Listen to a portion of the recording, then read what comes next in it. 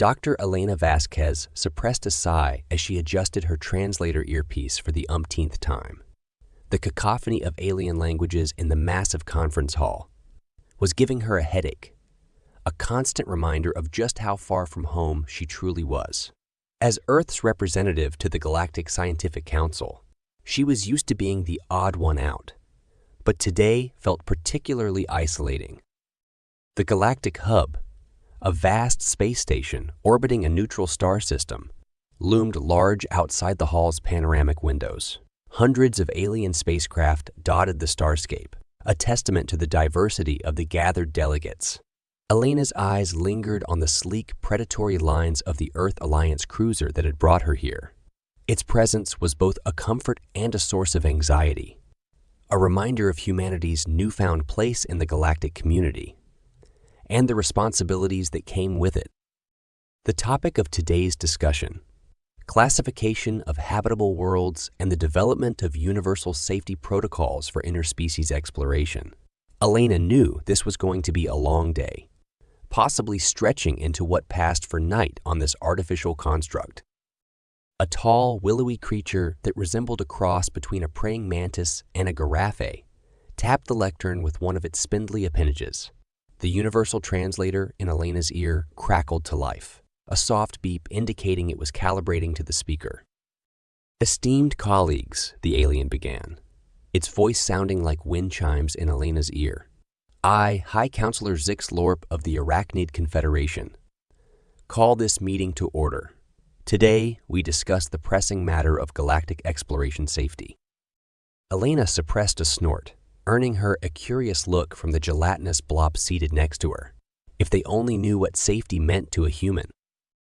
Zixlorp continued, its multiple limbs gesticulating in what Elena assumed was an important gesture in arachnid culture. "Our first order of business is to review the proposed classification system for potentially habitable worlds. We will start with Class 1, the most hospitable worlds.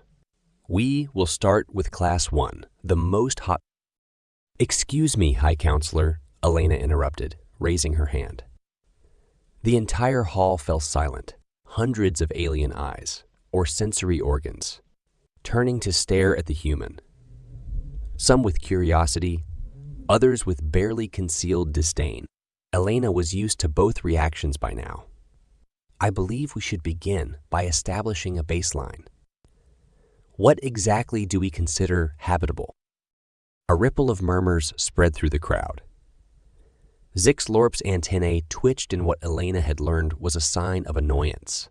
She'd seen that particular twitch a lot in her interactions with the High Counselor. "Dr. Vasquez," Zixlorp said, its tone clipped, "we have already established that habitable refers to worlds capable of supporting carbon-based lifeforms without the need for extensive artificial life support systems. This was agreed upon in the preliminary meetings, which I believe you attended." Elena nodded, a small smile playing at the corners of her mouth. "I understand that, High Counselor. I was present for those discussions, but I believe our definitions of extensive may differ significantly. What one species considers a minor inconvenience, another might view as an insurmountable obstacle." A bulbous creature to Elena's left, which she recognized as a blobite from the methane seas of Xarxis Prime, burbled something that her translator rendered as, "The human has a point. Their world is unique." The translated voice couldn't quite capture the mix of awe and horror in the blobite's tone, but Elena got the gist. Zixlorp's compound eyes narrowed, focusing all four of them on Elena. She met its gaze steadily, years of diplomatic training kicking in. "Very well, Dr. Vasquez. Perhaps you would care to elaborate on what humans consider habitable. It seems your perspective may be valuable to our discussions."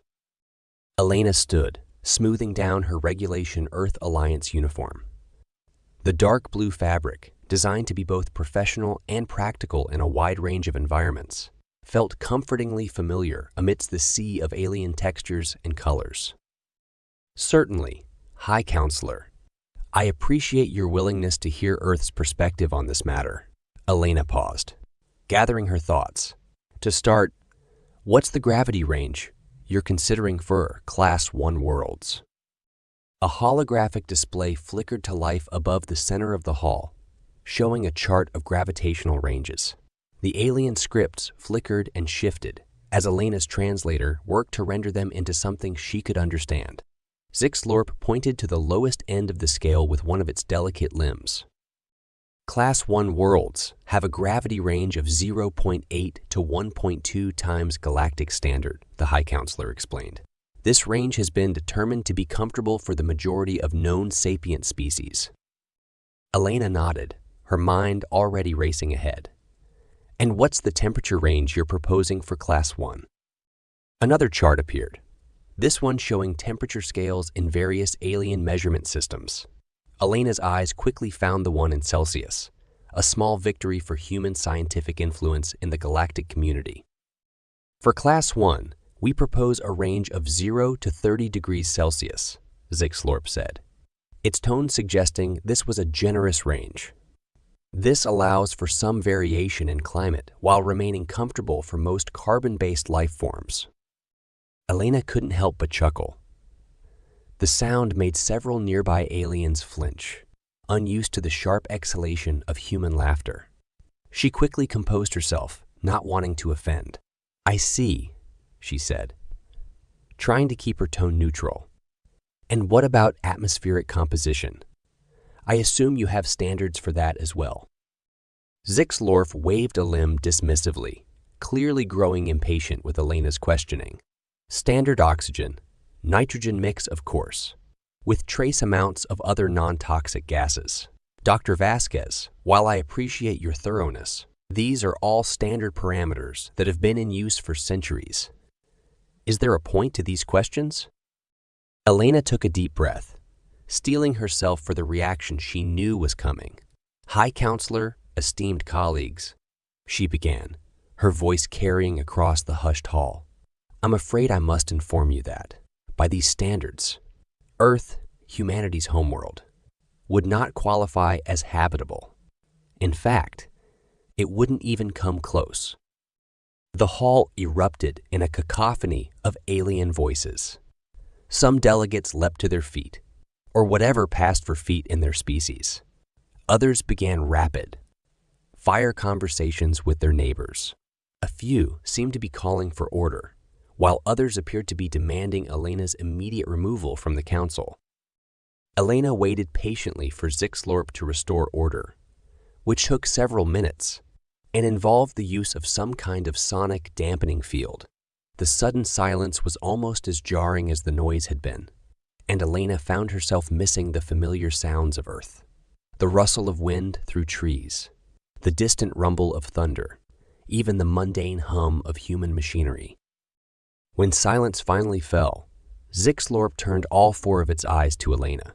Its antennae were perfectly still, a sign Elena had learned to interpret as intense focus. "Explain," it said simply, its translated voice carrying a weight of authority that silenced even the most agitated delegates. Elena nodded, grateful for the chance to elaborate. "Thank you, High Counselor. I'll do my best to explain the unique nature of Earth and why it challenges our current classification system." She took a moment to gather her thoughts, acutely aware of the hundreds of alien eyes fixed upon her.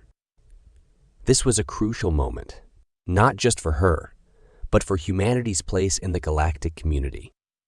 Earth's gravity is approximately 9.8 mes2, which I believe translates to about 1.6 times your galactic standard, Elena began. This alone would disqualify it from your Class 1 category, and even from several categories above that. A murmur went through the crowd, but Zixlorp raised a limb for silence. Elena continued, "Our temperature range is far more extreme than what you've proposed for Class 1. We regularly experience temperatures below freezing and above 40 degrees Celsius in many parts of our world. Some regions can see temperatures as low as 50 GEC, or as high as 50 GEC, or as high as 50 det." She paused, letting that sink in. As for atmospheric composition, Elena continued, her voice steady despite the growing unease in the room.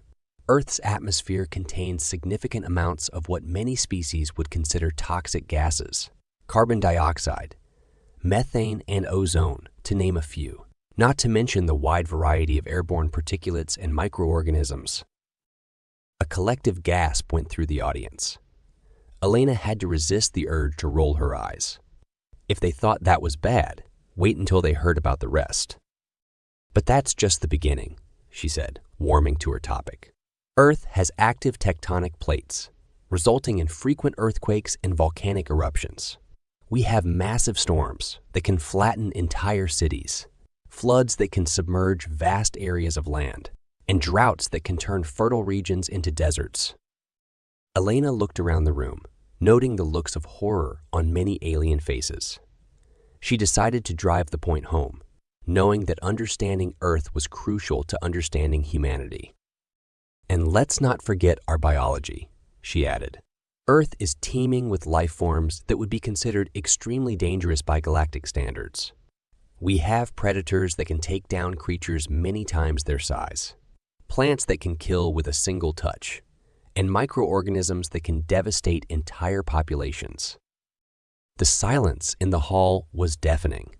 Elena could practically hear the gears turning in hundreds of alien brains as they tried to process this information.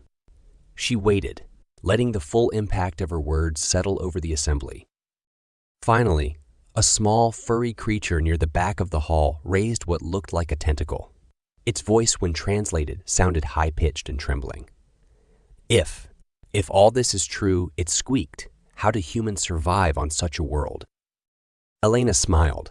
It wasn't a pleasant smile, and she saw several nearby aliens recoil slightly. "We adapt," she said simply. "We've evolved to thrive in these conditions. In fact, many humans seek out even more extreme environments for recreation.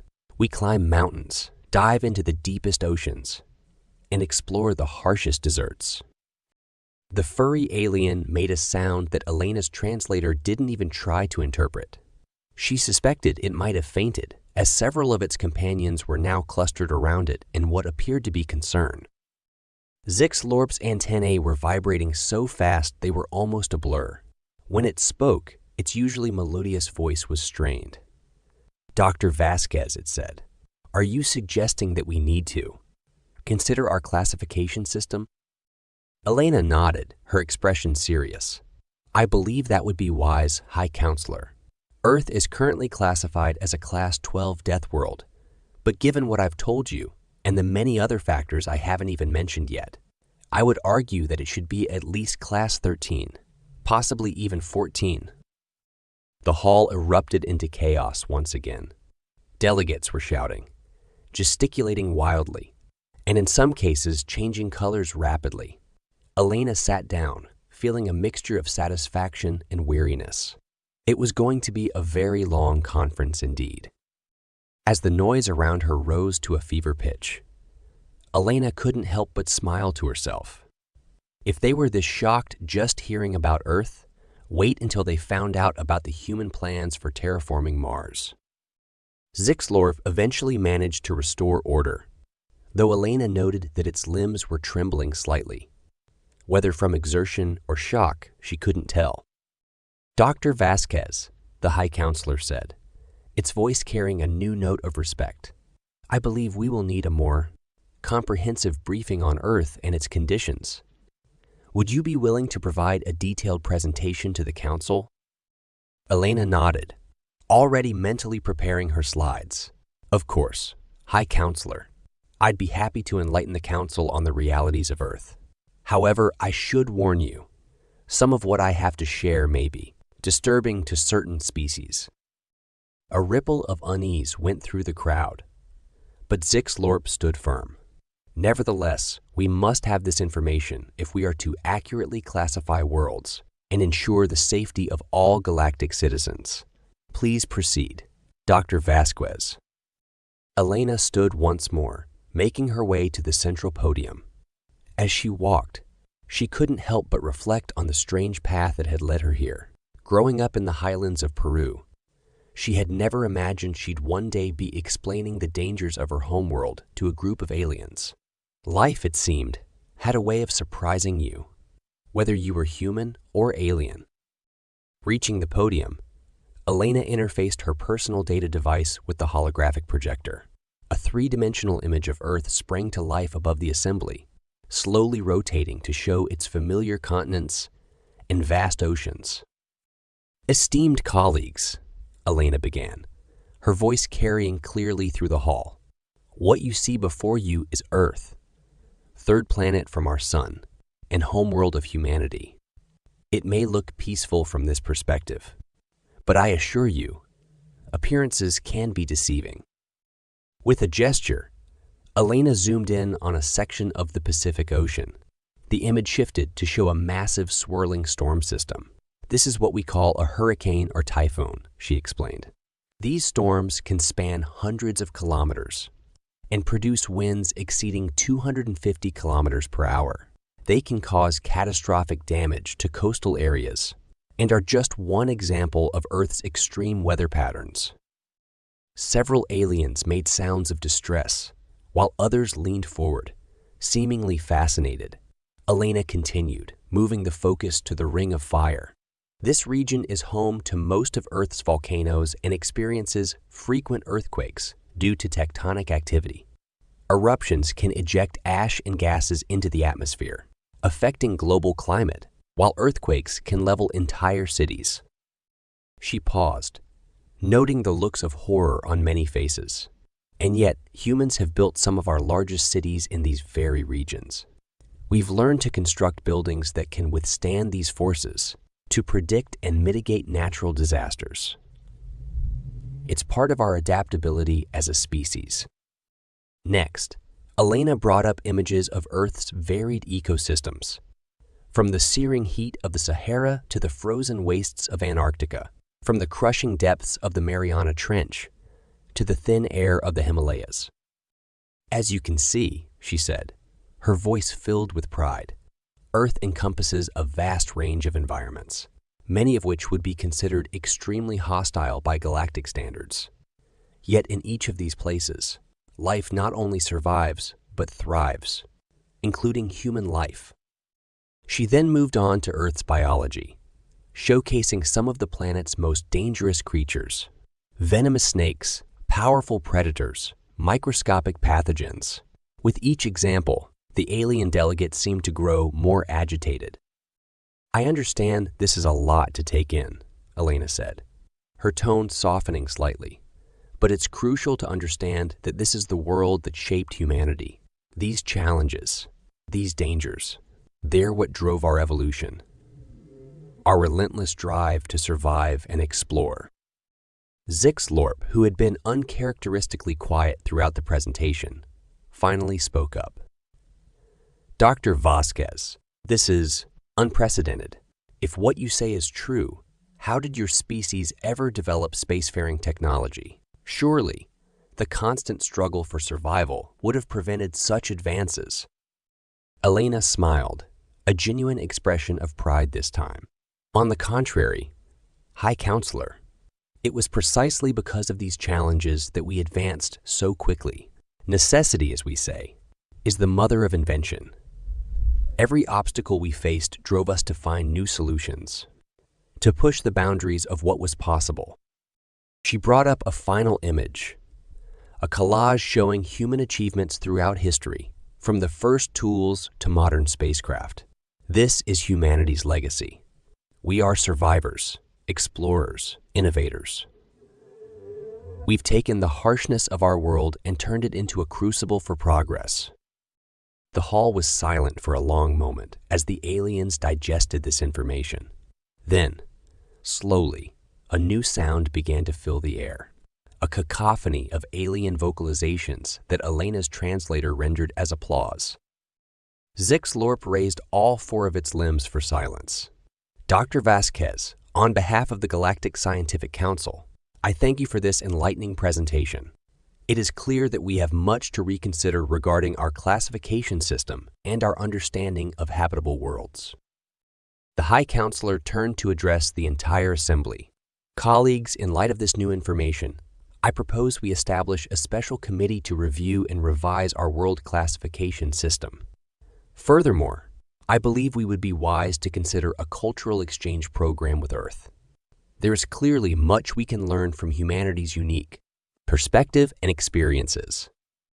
A chorus of agreement rose from the delegates. Elena felt a weight lift from her shoulders. This was more than she had hoped for when she'd first raised her hand to speak. As the meeting began to break up, with delegates forming excited discussion groups, Elena made her way back to her seat. She found herself surrounded by a diverse group of alien delegates, all eager to ask questions or share their thoughts on her presentation.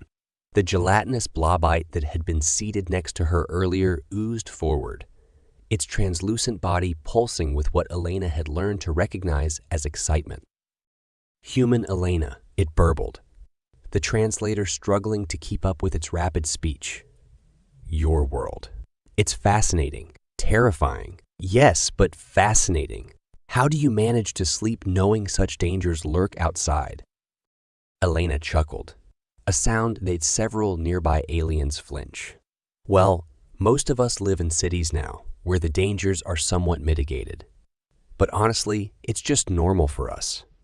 We grow up learning about these things, how to avoid them, how to prepare for them. It's just part of life on Earth. A tall, avian creature with iridescent feathers leaned in, its beak clicking rapidly. But surely it trilled. Surely you must have some fear. Even the bravest Kriex warrior would tremble at the thought of such a world. Elena considered this for a moment. Fear. Sure, we feel fear. But we've learned to channel it, to use it as a motivator rather than a deterrent. Fear keeps us alert, drives us to innovate, to find solutions to problems that might otherwise seem insurmountable. The avian alien's feathers ruffled in what Elena interpreted as a mix of awe and disbelief. Before it could respond, however, a new voice cut through the chatter. Dr. Vasquez, Zixlorf called, its willowy form gliding through the crowd with surprising grace. A word, if you please. Elena excused herself from the group and followed the High Counselor to a quieter corner of the hall. Zixlorp's antennae were twitching rapidly, a sign of intense thought or emotion. Your presentation has unsettled many of the delegates, Zixlorp began, its voice low. Some are calling for Earth to be quarantined, citing the potential dangers to other worlds if humans were to spread unchecked across the galaxy. Elena felt a chill run down her spine. This was exactly the kind of reaction she'd feared. High Counselor, I assure you. Zixlorp held up a limb, cutting her off. Please let me finish. While some react with fear, others see potential. Your species' ability to adapt, to overcome seemingly impossible odds. It's unprecedented in our records of galactic history. The aliens' compound eyes fixed on Elena, all four of them focusing intently. I believe humanity could be a valuable asset to the galactic community, Dr. Vasquez. Your unique perspective, your drive to explore and innovate, these are qualities we sorely need in these times of relative peace and complacency. Elena felt a surge of relief, quickly followed by curiosity. What are you proposing, High Counselor? Zixlorp's antennae quivered with what Elena had come to recognize as excitement. I'm proposing a joint venture, a series of expeditions to some of the more challenging worlds in our database, worlds that we've long considered too dangerous or difficult to explore or colonize. With human ingenuity and our combined technological resources, who knows what we might achieve? Elena's mind raced with the possibilities. This was far beyond what she'd hoped to accomplish at this conference. That's an incredible opportunity. High Counselor, I would need to consult with my superiors, of course. But speaking personally, I think it's an excellent idea.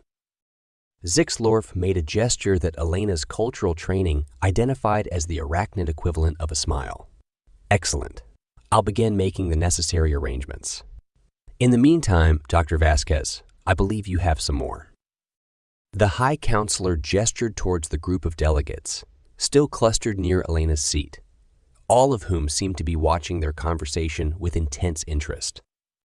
Elena nodded, straightening her uniform. Of course, High Counselor. As she made her way back to the eager group of aliens, Elena couldn't help but feel a sense of excitement building within her. This conference had taken an unexpected turn, but it was one that could lead to incredible opportunities for humanity and the galaxy at large. A small, furry creature, the same one that had nearly fainted earlier, approached her hesitantly. Human Elena, it squeaked, its large eyes wide with a mix of fear and curiosity. Is it true that your people voluntarily throw themselves off high places for fun? Elena grinned, already pulling up images of skydiving on her datapad. Oh, you're going to love this, she said, launching into an explanation of extreme sports that would likely give the poor creature nightmares for weeks. As the day wore on, Elena found herself fielding questions on everything from Earth's diverse ecosystems to human physiology, to the intricacies of plate tectonics. Each explanation seemed to both terrify and fascinate her alien audience in equal measure. But how do you cope with the constant threat of microscopic organisms invading your bodies? A crystalline being asked, its faceted surface shimmering with concern. Elena launched into a simplified explanation of the human immune system, marveling at how something she'd always taken for granted could seem so alien to these beings. Our bodies are constantly at war with these microorganisms, she explained. It's a never-ending battle, but one that's made our species stronger over time. The crystalline being vibrated in what Elena assumed was a shudder. Fascinating and horrifying, it chimed. As the official conference sessions wound down for the day, Elena found herself invited to a more informal gathering in one of the station's observation lounges. The room offered a breathtaking view of the surrounding space, with the gathered alien ships twinkling like stars against the backdrop of the galaxy. Zixlorp approached her, offering a drink in what appeared to be a gesture of friendship. Dr. Vasquez, it said, its voice carrying a note of warmth that hadn't been there earlier. I must admit, when I first learned that human would be joining our council, I had my doubts. Your species is so new to the galactic stage after all. Elena accepted the drink, sniffing it cautiously before taking a sip. It tasted like liquid starlight, if such a thing were possible. And now, High Counselor, she asked, curious about how the day's events had changed the alien's perspective. Zixlorp's antennae waved in a gesture of amusement.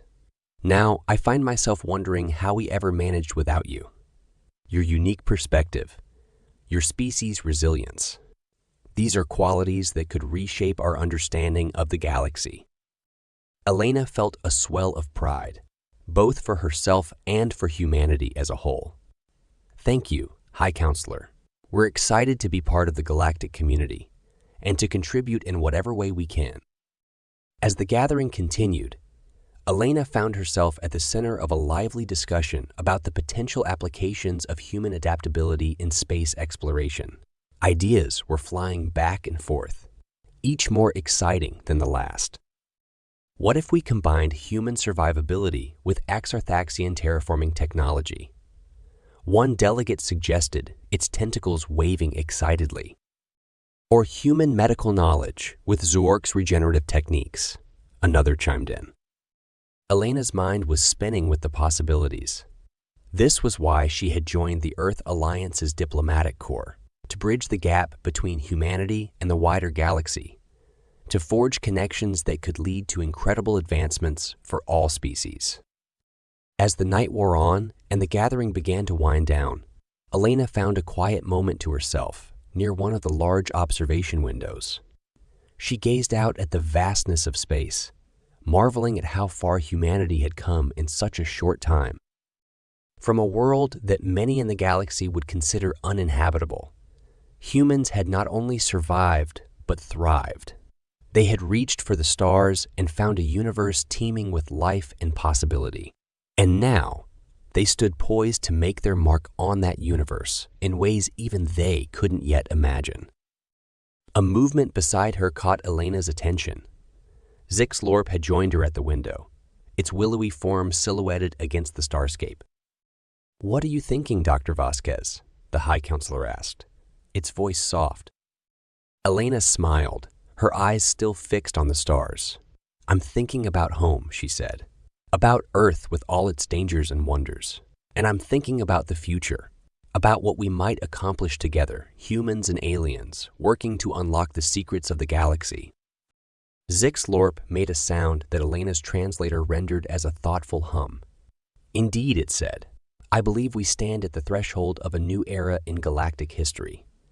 And humanity, it seems, may well be the key to unlocking doors we never even knew existed." As they stood there, human and alien, gazing out at the infinite possibilities of space, Elena felt a sense of purpose stronger than any she'd ever known. The conference might be ending, but this was just the beginning of humanity's true adventure in the stars.